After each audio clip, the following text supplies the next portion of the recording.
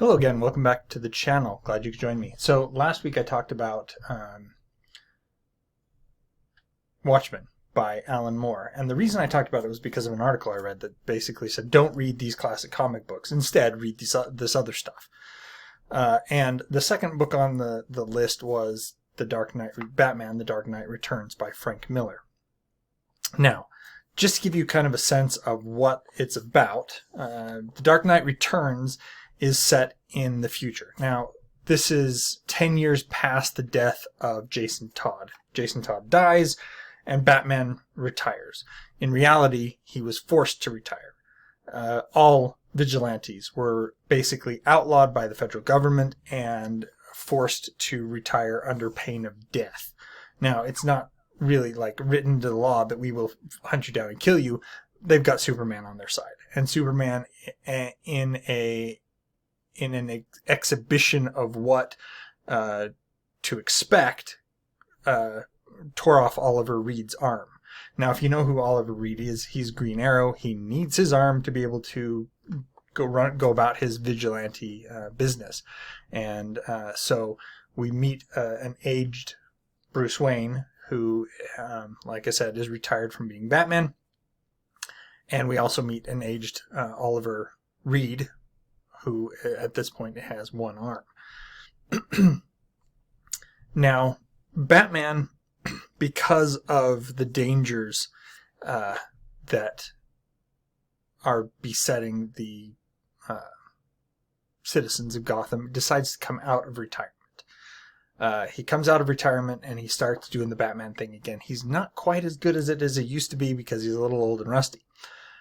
He actually saves a young girl and her friend, and that puts her on the path of becoming, her name is Carrie Kelly, and she then becomes the new Robin. And he so Batman finds out that Harvey Dent is behind a lot of things that are going on. Joker had been catatonic in Arkham Asylum, and he comes out of his catatonia. President Reagan sits down with Superman and basically says, look, we need to do something about Batman. Otherwise, we're not going to have control like we used to anymore. So there's all these things that are going on with Batman, with him taking on the crime gangs. They're called the mutants. And so he takes them on, and he basically announces that he's no longer retired. Now, all this accumulates in a fight between Batman and Superman. And one of the things a lot of this then becomes the basis for the fight in Batman versus Superman: Dawn of Justice.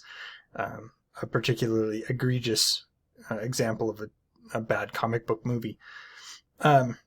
Anyway, now, one of the things that the writer of this article has against The Dark Knight Returns is, at this point, he feels that we've absorbed this comic book into our culture to such an extent that we shouldn't read this anymore. And I don't understand that. To me, anything that comes after is pinned on this one being a seminal comic book. And if you decide that you don't want to read it, fine.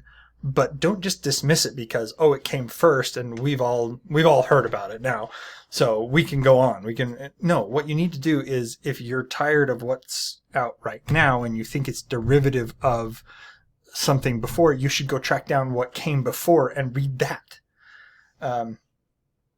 Batman: The Dark Knight Returns is iconic for a reason. It's this what if scenario. What if Batman was forced to retire and then he came out of retirement later to pick up the mantle of Batman again? How would he do it? How would that work? What would force Batman into retirement and then back out of retirement? What would the world look like that Batman, once forced into retirement, what would that look like to force him to come back out of retirement to become Batman again? And the other thing that this particular author decries as being pointless and stupid is the fight between Batman and Superman, and that Frank Miller has basically created this Frankenstein's monster, if you will, in the sense that we now have this this belief in the comic fandom that Batman could beat Superman. The thing is that if you actually read The Dark Knight Returns, you find out why Batman could beat Superman. There are valid reasons for Batman coming out on top. If you're still doubting, go read The Dark Knight Returns. It makes a good case for why Batman would come out on top. Now, I think that Batman versus Superman: Dawn of Justice, that just really they fumbled really on that fight on why Batman would triumph over Superman.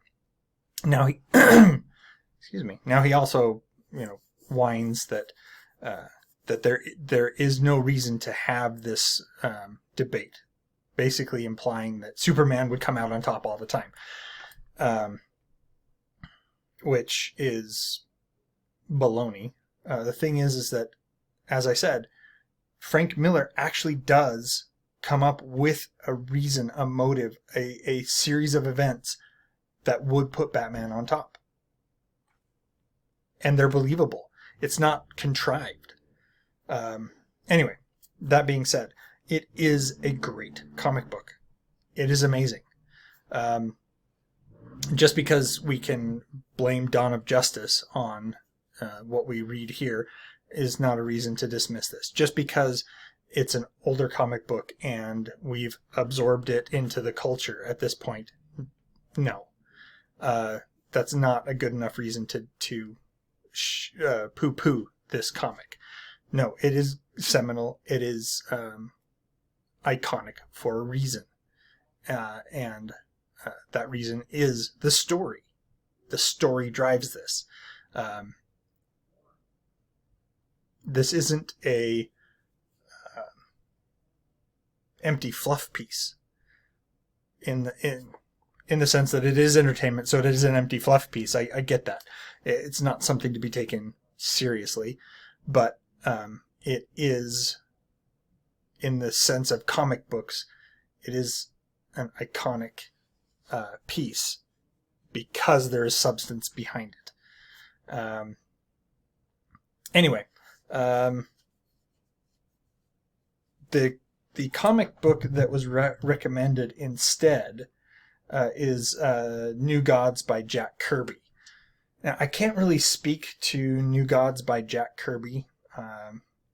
I can talk a little bit about it because this is where the New Gods from DC come from. Now, if you're unfamiliar with the New Gods, there's two planets. They are New Genesis and Apocalypse. If you're familiar with comics at all, you should recognize at least one of those names. Apocalypse is the planet ruled over by Darkseid. And so, yes, the New Gods is where Darkseid was. It's the origins of Darkseid and his son Orion, and the two planets of the what is it called? The Fourth World? Yeah, the Fourth World. The thing is that while that comic may be good, I don't know very many people who have even heard about it. You know what I mean? Now, it could be that I just don't rub shoulders too frequently with people who are diehard comic fans, and that could be why. Now, one thing that you will understand if you know comics very well is that when you have something iconic like Batman the Dark Knight Returns, it catches the culture. It lights a fire, if you will, and it pulls people in. You'll have people who are not comic fans that know about Batman the Dark Knight Returns. Now, it could be that New Gods by Jack Kirby is just as deserving of the adulation that we heap upon Batman the Dark Knight Returns. I would say probably not. And the reason for that being that if it was deserving of that adulation, it would probably have it. People would know about it. People would read it. But it didn't create a stir when it came out in 1971. I'll tell you that for sure. Otherwise, we would have the New Gods instead of Batman. We have Batman instead. So Batman, now it could be that Batman just looks more iconic, the design is better. I don't know. As I said, I can't speak too deeply into the New Gods. I know of them. I know kind of some of the story, some of the backstory around them. I've come across them when I've read some other DC properties and watched some of the cartoons and things by DC.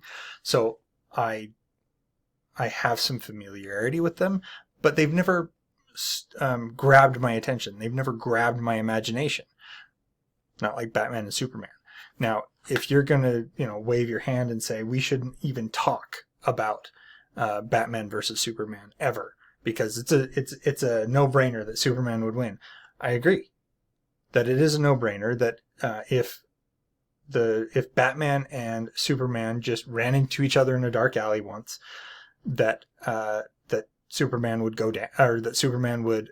I was about to say Superman would go down. No, Batman would be crushed by Superman. Superman holds back. He does.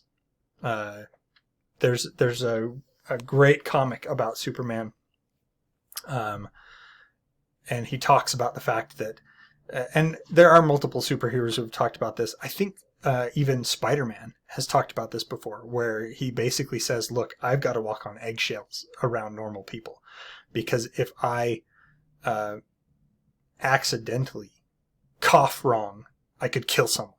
And that's Superman. Superman is a god among men.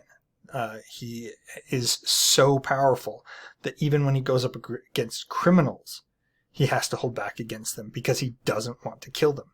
Now, that being said, read Batman The Dark Knight Returns. It could be, as I said, that The New Gods is a good book and that you should pick that up and you should read it too.